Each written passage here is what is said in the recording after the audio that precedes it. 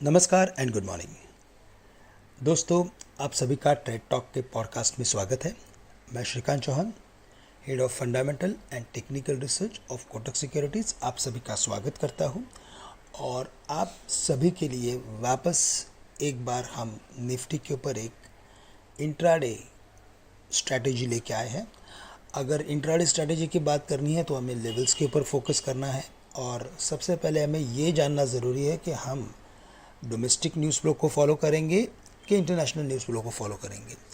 अगर domestic news flow को follow करना है तो सर्टनली हमारे यहाँ यानी कि इंडिया में कोई ना कोई इवेंट होना काफ़ी ज़रूरी है, और हमें लगता है कि रिजल्ट सीज़न से बड़ा कोई इवेंट होता नहीं है। अगर रिजल्ट सीज़न चल रहा है तो हमें फोकस करना है कि market overall domestic news flow के साथ कैसे परफॉर्म करता है। और यस, ये पॉसिबल है, और हमेशा ऐसा ही होता है कि जैसे वर्ल्ड मार्केट्स क्लोज होते हैं यानी कि यूएस मार्केट्स क्लोज होते हैं और एशियन मार्केट्स ओपन होते हैं, उसी के बेसिस पे ओपनिंग डिसाइड होती है। लेकिन ड्यूरिंग द डे वापस मार्केट अपने प्रीवियस ट्रेंड को रिज्यूम करता है। अगर मार्केट में अगर बुलिशनेस है तो कोई ना कोई सपोर्ट पे जाके मार्केट में एक रिवर्सल पैटर्न बनेगा, और अगर मार्केट में बेरिशनेस है तो कोई ना कोई रेजिस्टेंस पे जाके वापस मार्केट वहाँ से डाउनवर्ड रिवर्स हो सकता है।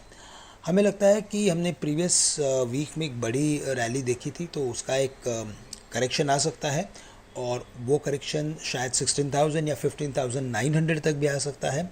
तो जो शॉर्ट टर्म ट्रेडर्स है उनके लिए 15,900 का स्टॉप लॉस है, जो पोजिशनल ट्रेडर्स है उनके लिए 15,700 का स्टॉप लॉस है।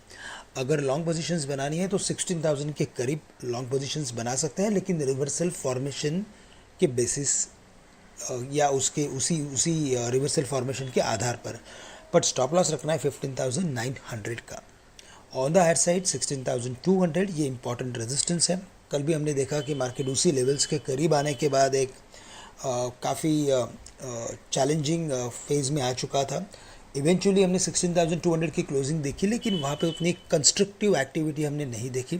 तो हमें लगता है कि शायद मार्केट इसी रेंज में थोड़ा और वक्त निकाल सकता है, बट 16,200 के ऊपर अगर आज वापस अगर मार्केट ट्रेड करने में कामयाब होता है तो फिर हमें लगता है 16,275 एक इम्पॉर्टेंट लेवल है। उसी लेवल के ऊपर हम 16,350 या 400 के लेवल्स देख सकते हैं। तो जब तक ब्रॉडली मार्केट 16,275 के लेवल्स को क्रॉस नहीं करता तब तक हमें लगता है कि मार्केट कंसोलिडेट करेगा, एंड लोअर एंड पे यानी कि 16,000 के करीब हम कुछ लॉन्ग पोजीशंस बना सकते हैं। बैंक निफ्टी के लिए 35,000 के लेवल से इंपॉर्टेंट है, और 35,000 के नीचे अगर बैंक निफ्टी अगर ट्रेड करने लगता है तो 34,800 या 750 के लेवल्स के करीब जा सकता है। हमें स्टॉप लॉस रखना पड़ेगा 34,700 का, कोई भी लॉन्ग पोजीशंस अगर बैंक निफ्टी में रखनी है तो, और अगर क्रिएट करनी है तो 35,000 के इर्द गिर्द अगर लॉन्ग पोजीशंस बनाते हो तो वो ज़्यादा फायदेमंद रहेगा। ऑन द हायर साइड 35,950, 34,000 ये इंपॉर्टेंट, 36,000 ये इंपॉर्टेंट रेजिस्टेंस रहेंगे। तो 35,900, 36,000 ये इंपॉर्टेंट रेजिस्टेंस है बैंक निफ्टी के लिए।